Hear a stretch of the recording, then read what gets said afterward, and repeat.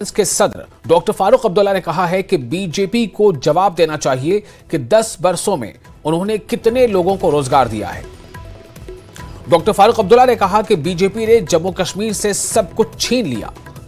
फारूक अब्दुल्ला ने कहा कि उन लोगों को जवाब देना होगा जो कल तक पाकिस्तान की वकालत करते थे और आज इलेक्शन लड़ रहे हैं। उन्होंने किसी पार्टी में लोग आते जाते रहते हैं। वो बेरवा से एनसी उम्मीदवार डॉक्टर मोहम्मद शफी के कागजात नामजदगी दाखिल करने के मौके पर उनके हमराह मौजूद थे। आगा सैयद रूहुल्लाह मेहदी भी इस मौके पर मौजूद रहे।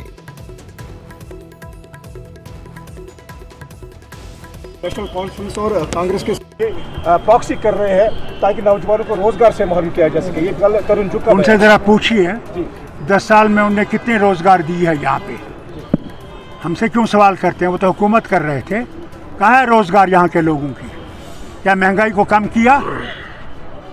बल्कि हमारा सब कुछ लूट के ले गए। अब इज्जत बच गई थी वो भी ले जा रहे हैं। उसे जवाब देंगे।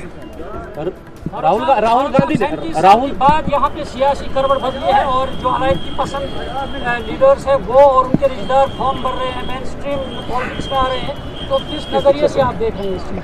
ये उनको जवाब देना चाहिए जो कल तक पाकिस्तान करते थे। उनको जवाब देना चाहिए। राहुल गांधी ने आप भी पाकिस्तान के साथ बातचीत करने के हामी रहते हैं।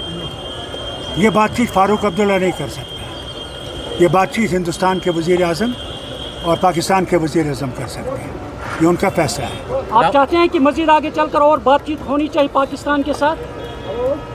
मेरा पहला स्टेटमेंट भी देख लीजिए, उसमें क्या मैं कहता हूँ। बीजेपी कह रहा है कि इलेक्शन जो सरकार होगी वो हम बनाएंगे। किस तरीके से आप देखते हैं? हम भी देखेंगे, वो भी देखेंगे। राहुल गांधी ने कल बयान दिया था। राहुल गांधी फारूक साहब, क्या आपको लगता है कि इलेक्शन के बाद यहाँ स्टेटहुड रेस्टोर होगा? जो पावर्स दिए गए हैं वो एलजी के पास है। अगर यहाँ पर सरकार बना दी गई तो उस वक्त मैं आपको एक बात कहूँ, हम उनके गुलाम नहीं हैं।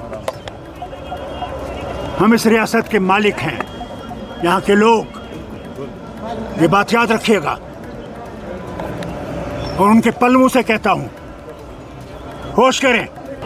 राहुल गांधी तूफान आएगा, उस तूफान का मुकाबला करना पड़ेगा। राहुल गांधी ने कल एक स्टेटमेंट दिया, कहा कि जब नेशनल कॉन्फ्रेंस और कांग्रेस के बीच हुकूमत बनेगी तो आने वाले दिनों में 370 के लिए बिल असेंबली में पेश की जाएगी। क्या आपको लग रहा है कि ऐसा होगा? हुजूर, अल्लाह के वास्ते पहले इलेक्शन होने दीजिए, नतीजे आने दीजिए, जब सरकार बन जाएगी उस वक्त ये पूछिएगा। हाल ही में गुलाम अहमद खान यहाँ से मुस्तफा हुए नेशनल कॉन्फ्रेंस, एक बड़े वर्कर माने क्या जाते करेंगे? जमात में लोग आते हैं, जमात में जाते हैं, इसमें क्या करेंगे आप?